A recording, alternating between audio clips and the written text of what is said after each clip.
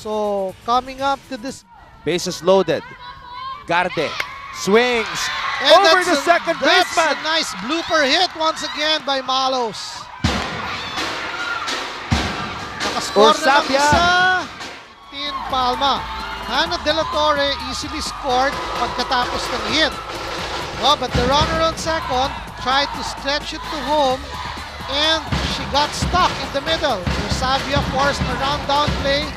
And there you go, ang mahirap, yung trail runner, which was the single hitter, si Roa, umangat rin from first going to second. And so Adamson was able to get 2 outs in palo niya. And Right in between the shortstop and the second baseman. Yep. And another run batted in.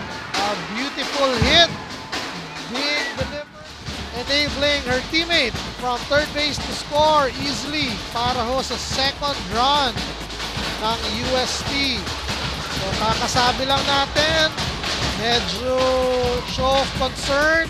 Ito, first base Demi Sangkon. Her second base umpire Heidi Bongas.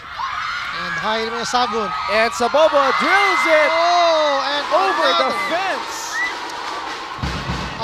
fence. Our tournament MVP. Napakagandang palo ni Queenie Sabobo. Really proving why she's the league's MVP, Anton. Now, this is now again a dramatic game unfolding right before our eyes, Anton. Tablan na naman, courtesy of a home run, just like we saw in game number 2. Okay, so this puts a different complexion on the ball game altogether, Anton.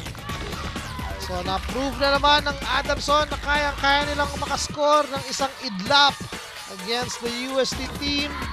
The leaders that Coach Ana wants to really... At eto na! And that is out and over the fence. Wow! One big swing, 2-run home run. Finally, bumalik na ang palo ng 2-time MVP Pong Benjamin. At lamang na po ang 5-time defending champions. Ang ganda ng extension ni Pong Benjamin ng bat niya doon. You know, that time, aabangan na lang talaga ni Pong Benjamin yung strike na ibabato ni Ann Antolihao. Ann Antolihao was forced to make that easy pitch para kay Benjamin, the key players that has delivered. And once again, pinakita sa akin na sa atin, delivering another possible home run. A standing home run for the MVP. And that makes her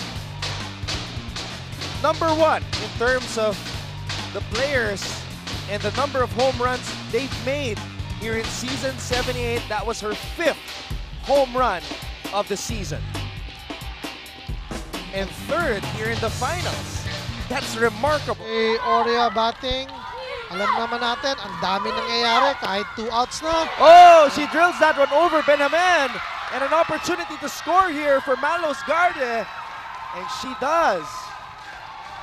So yan o, kakasabi lang natin ang mga possible na mangyari kahit para ho sa pangatlong run naman ng UST Golden Tigresses. So the lead is now just down to 2 runs. And what did we say, Coach Kiko? We've seen a lot of